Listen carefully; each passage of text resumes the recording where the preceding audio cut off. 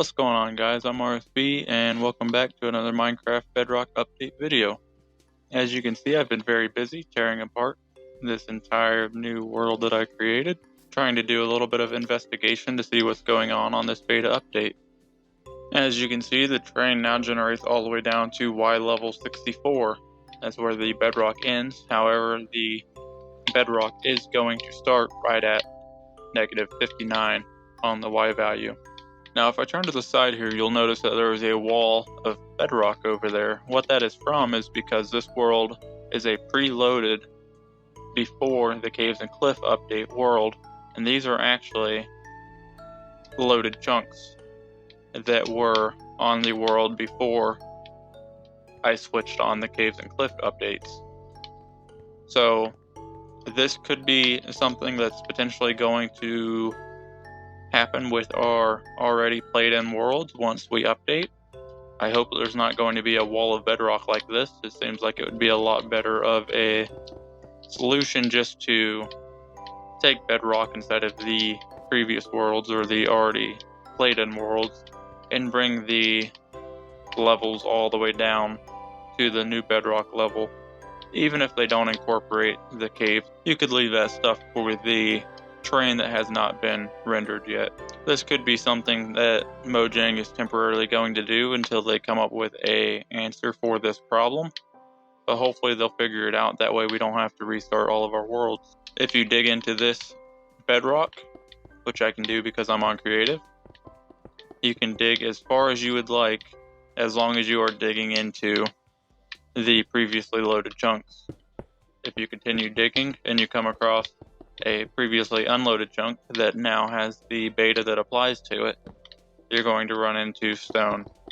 Now, something to note on this is that the cave structures are all going to be generated with the original Minecraft caves. We're not going to have any of the new Minecraft caves inside of this beta update, but we all know those will be in future beta updates to come.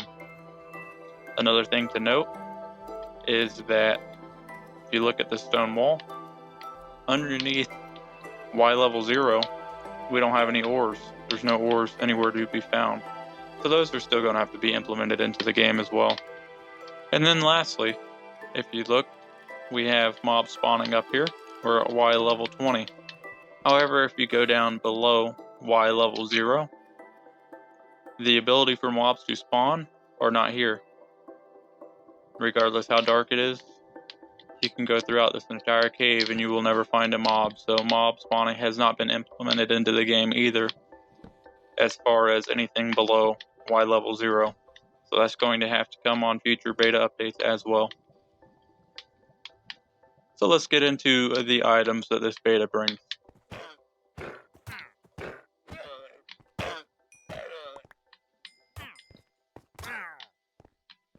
So as far as ore goes, there's not really a whole lot of changes on the ore. We do not have any of the deep slate textures yet, partly because, well, we don't even have deep slate yet. So that's definitely going to be to come on future updates. Now, one thing that I missed on the last update video, and the reason why I missed it is because they were having some issues with the glow squid and the glow squid crashing the game. So glow squid, to my understanding, were taken out of the beta and then fixed, and then they were now put back into the beta. So we do have the glow squid also. The glow squid is just a retextured regular squid. It's a lot brighter, but it's important to notice that the glow squid does not put out any light. It is only textured very brightly. So this guy is not going to bring up the light level at all. Another thing to note is if you punch a regular squid, you're going to get a black puff of ink coming out of it. The new glow squid, however, if you punch them, you're going to get a fluorescent ink coming out of it. So that's a nice little detail that they added. However, killing a glow squid will yield some of the glow ink sac, and you can use this glowing ink sac to make glowing picture frames and also to make the text on the sign glow. which I think is the most exciting. So if you haven't noticed, this picture frame on the left is the glowing picture frame. However, the picture frame is broken inside of this beta. I'm sure it will be fixed in future betas. However, this is how it's going to look for this beta. So let me go ahead and turn it to nighttime so we can get a better idea of what we're looking at. So now that it's nighttime, let me go ahead and break this lantern. And you can see the glowing picture frames light up quite a bit, and it actually looks very, very nice once they fix the texture. You can see, compared to the old picture frame, it really doesn't glow a whole lot. The glowing one is going to be a whole lot brighter, that way things can pop out. And if you have the texture pack to make the glow frame disappear, I think it's going to add a whole new range of possibilities and definitely allow things to jump out at nighttime. Just like the glow squid, it is worth noting that these do not put out any kind of light. So if you put down a torch, you can see it instantly gets brighter, but these are not going to change or emit any kind of light. And then we kind of have the same thing with these signs here. These on the left hand side are using regular dye to dye them. And then this on the right hand side is going to be using the Silk Row symbol, which is the double S symbol. If you're familiar with changing the color on Bedrock signs, then you will understand what that is. If not, then I recommend looking it up and just Googling how to change the color on Bedrock Edition signs. And there's loads of information. And also to have a list of the numbers that you're going to need to enter for each individual color. These on the bottom are using the glow ink. You can see the glow ink definitely makes a huge difference to being able to see these, and I'm really excited to have these inside of the game. One thing to notice is both of these on the bottom are practically the same color, although they are pretty far off of each other. This on the right hand side is going to be using the Silk Row symbol with the glow ink on top of it. This on the left hand side is going to be using the actual dye to dye the sign green, and then using the glow ink on top of that as well. Whether or not they're going to come and merge colors to make one final color between the two of them, I don't know, or if we're just going to have different variations forever. I guess we'll have to wait and see. Turning back to the glow squid for a minute, you can see just how much it glows inside of the nighttime, and it has particles coming off of it. However, if you notice the area around it, like I said, there is no light being illuminated from it. It is just very brightly textured. With those out of the way, let's move on. So if you take a look here, we have quite a few new blocks and different things to experiment with and work with. These are all added into the game as of recently, excluding the copper here on the left hand side. But the copper is there because we have some very neat and important changes to the copper as well. So let's start over here on the left hand side. And we are going to start with one of the biggest changes to copper. So this is how axes and wax interact with copper. They've added a new game mechanic to where you can use the axe. All of this has previously been waxed, excluding the full oxidized copper over here on the right hand side. But these, you're able to use an axe and left click on it with any kind of axe to take off the wax film that you put on here. You put the wax film on here to protect the copper from the elements, and it's going to lock the copper in whatever state that it's in. The next interesting thing that they have done with the axe is you can now use this axe to remove levels of oxidation on each individual copper block. So if you left click on each one of these, it will take it back by one. So this is going to make setting each individual copper block to whatever style you want a lot easier. And if we left click on it enough, then we are going to return this all the way back to a nice clean copper block. So left clicking on these, you can continue to left click and bring all of these back to your desired copper texture that you would like. After you have cleaned these and set these all to the desired copper block that you would like, you can then grab your honeycomb and left click over top of each block to cover it. This is going to lock each copper block into its wax form, and then you will not have any oxidation effects occur. One thing to note, if you have a fully oxidized block, you can left click on it as much as you would like, and you're not able to wax it. But since it's fully oxidized, there's really no reason to wax it at all. Let's move on to the new lightning mechanic. So I just changed it to a thunderstorm, and what I'm going to do is go in this chest and grab this channeling trident. Throwing this at the lightning rod. Oh, hey buddy, you gonna come watch the show? Throwing this at the lightning rod will cause lightning to strike it, and any of these blocks that are around it that get struck by lightning are going to lose their oxidation and go back to the copper. The more that the lightning strikes it, the more you're going to lose oxidation. Now, from videos that I've watched, it does seem like the lightning spreads further on Java Edition. I don't know where the parity is going to go with that, if they're going to make it spread further like this, or if they're just going to keep it a 3x3 block radius here. If we go over here, you can see that this is not fully oxidized. This is going to be a wax weathered copper block. And the reason why that's important is because you can wax this. All of this currently has wax on it. So let's see what happens whenever we strike this lightning rod with the copper block that's waxed on it. Nothing happens. We can do this over and over and over, and the wax is going to protect it from it losing its oxidation. So this is a really useful feature if you don't want lightning to destroy it. Now the only downside to this is since you cannot wax the fully oxidized copper block, you're not going to have the protection from lightning. And it will change back to the full copper block, just like so. I don't know if something's going to be added in the future to keep this from happening, or if they're just going to leave the mechanic like this. I guess we'll just have to wait and see. So moving on, we have the small drip leaf, and then we also have the large drip leaf here. The small drip leaf is inside of a picture frame here because I haven't really found a whole lot of blocks that you can place it down on yet. The only block that I have found that I can place it down on is going to be clay. But placing it down, you can see we don't have the ability to set the rotation on it yet, which in Java, they have added that. So that should be in future updates to come. One thing to note, with the small drip leaf, if you use bone meal on it, it will turn it into a big drip leaf. With the large drip leaf here, if you jump on it, it will hold you for about a second, and then it will fall, and you will fall through its hitbox. And then after a couple seconds, it will reset itself. The texture does look like it does need a little bit of work, because whenever it drops down, you have the stem sticking out of the top, but that's more of a visual glitch than anything. These can be used with redstone.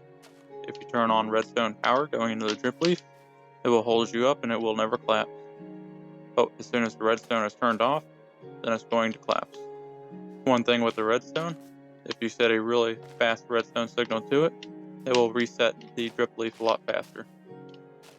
Moving on from the drip leaf, we do have the moss and moss carpet that's been added. This is the moss here. And then we have the moss carpet. The moss carpet is pretty much a retextured carpet, just with kind of a grass texture.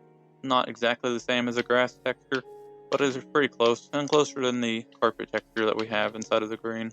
So that's going to be more welcomed on the building side of things. With this comparison here, you can see it right next to grass. And then these are going to be the differences between the two. The moss carpet's on the left, the green carpet's on the right. The moss block, on the other hand, is a very interesting block that they have added to the game with very interesting mechanics. If you bone meal it, you're going to get stuff that grows on the top of it. So we got moss carpet, we got grass, more moss carpet, we got grass. So let's go to a little bit larger scale here and bone meal the center one, and you can see it spreads out. We have grass, moss carpet. We also have an azalea bush that grew on top of it. Let's continue to bone meal it. Azalea, we got a flowering azalea. There's just a whole bunch of things that's going to grow on top of this moss. One of the most interesting things with the moss block is if you place this next to select blocks, you can bone meal it, and it will actually replace these blocks with moss. And now you can pick these up.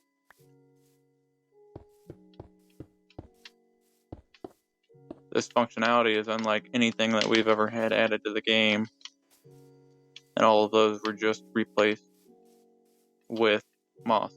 Now, given this is beta, and there is a likelihood that some of these are going to change, but we'll have to see how it rolls out.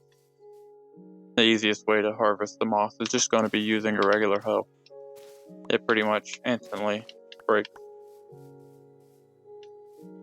So moving on, we have the Spore Blossom, and then we have the Hanging Roots, and then we have the Rooted Dirt, which are all new additions to the game.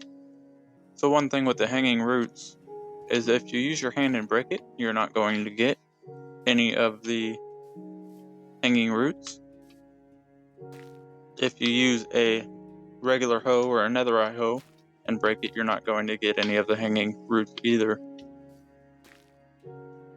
If you use a silk touch hoe or any other silk touch tool, you're still not going to get the hanging roots.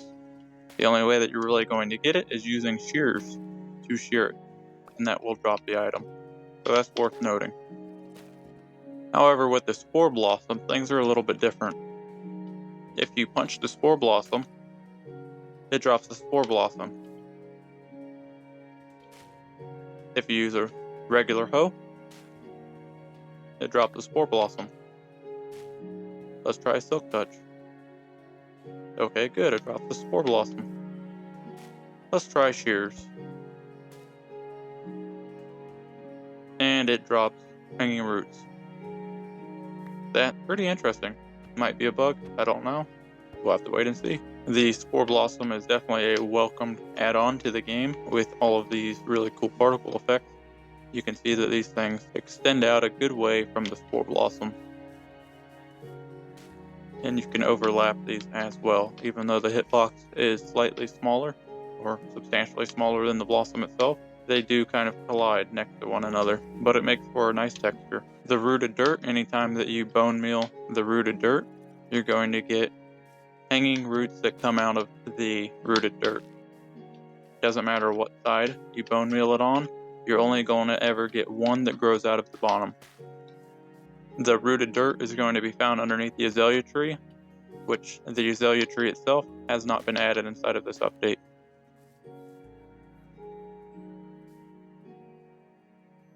Moving on to the cave vines and the glowberries.